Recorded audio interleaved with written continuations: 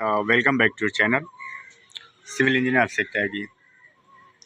तो दोस्तों, आज का जो हमारा टॉपिक है कि कॉलम में हम लैप कैसे करते हैं, कितना प्रोवाइड करते हैं रेनफोर्समेंट वर्क में।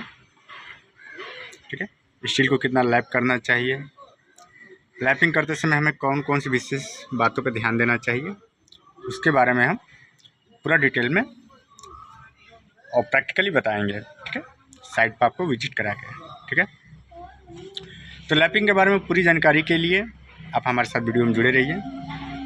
लेके चलते हैं आपको साइट पे और दिखाते हैं कि लैपिंग हमें कितना मिनिमम कितना रखना चाहिए। ठीक है, किस जोन में लैप करना चाहिए। ठीक है फ्रेंड्स, और किस तरीके से लैप करना चाहिए। ठीक है फ्रेंड्स, तो पूरी डिटेल देंगे आपको लैपिंग के बारे में, रेनफोर्समेंट लैपिंग, स्टील लैपिंग।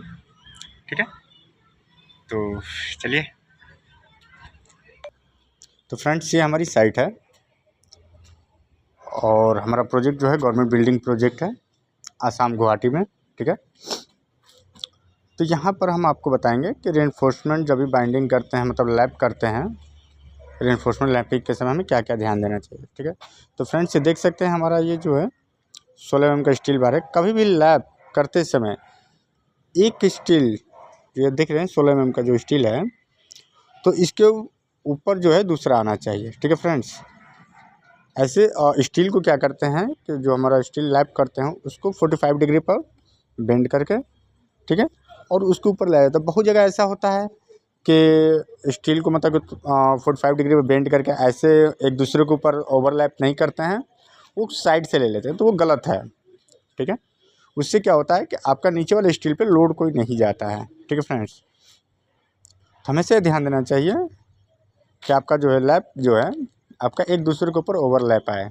ठीक है, इसीलिए तो इसको कहते हैं हम लोग ओवरलैपिंग। ठीक है, अब उसको अलग अलग जगह पर रख देंगे, प्लेसिंग अलग अलग जगह पर कर देंगे, जैसे उसके साइड में कर देंगे। ठीक है, तो फिर उसका कोई मतलब नहीं रह जाएगा। ठीक है फ्रेंड्स, तो ये विशेष तौर पे ध्यान देना चाहिए। ठीक है फ्रेंड्स, अब इसमें हम दिखाएंगे, जैसे कि आपका देख सकते हैं कि लैपिंग जोन, ये भी बहुत ज़्यादा मैटर करता है। आपका लैपिंग जोन जो है वो ड्राइंग में मेंशन होता है कि लैपिंग जोन कौन सा है, नो लैपिंग जोन कौन सा है।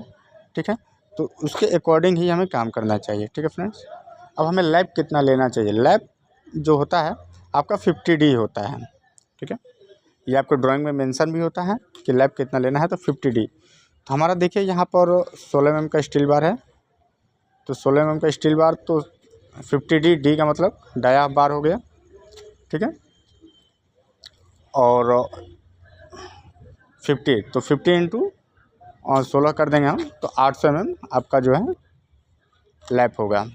यानी कि 16 mm के स्टील बार को मिनिमम हमें 800 mm लैप देना ही चाहिए। ठीक है फ्रेंड्स, ओके। आपका जो है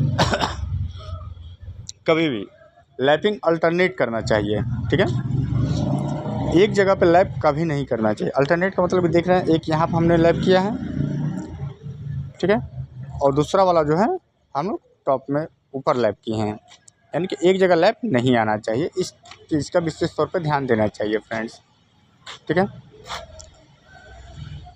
और लैपिंग जोन आपका मिडल सेक्शन में ही लैपिंग जोन आना चाहिए। लैपिंग जोन ना तो स्टार्टिंग में होना चाहिए और ना ही एंड पॉइंट पर होना चाहिए। जैसे कि एक फ्लोर हाइट जो होता है हमारा 3 मीटर का है, तो आपका लैपिंग जोन ऊपर से 1 मीटर छोड़ के और नीचे से 1 मीटर छोड़ के, मतलब बीच का जो सेक्शन रहेगा वहीं पे लैपिंग होना चाहिए। ठीक है फ्रेंड्स, इन चीज़ों का भी ध्यान देना चाहिए, क्योंकि काफ़ी समय ऐसा होता है कि आप जो है विदाउट कैलकुलेशन स्टील दे दिए काट के। ठीक है, तो आपका वो जो होता है नो लैपिंग जोन में ही आपका स्टील आ जाता है लैप करने के लिए, तो वहाँ प्रॉब्लम होता है। ठीक है, तो आप कभी भी स्टील कटिंग करते हैं जब भी कॉलम के लिए, कॉलम किलोमीटर बार के लिए, तो आप जो है एक कैलकुलेशन करें कि हमें उस फेस में लेकर जाना है, तो उसके लिए हमें कितने लेंथ में स्टील को कट करना है। ठीक है, ओके फ्रेंड्स, तो इन बातों का भी ध्यान देना चाहिए। ठीक है, तो ये तीन चीज़ें बहुत ही ज़्यादा याद, मतलब ध्यान रखने वाली हैं। आपका कॉलम का कि स्टील जो है आपका 45 डिग्री पर बेंड करके एक दूसरे के ऊपर ओवरलैप होना चाहिए, ठीक है। वो किस फेस में कौन से सेक्शन में उसको हमें लैप करना है, जोन 1 जोन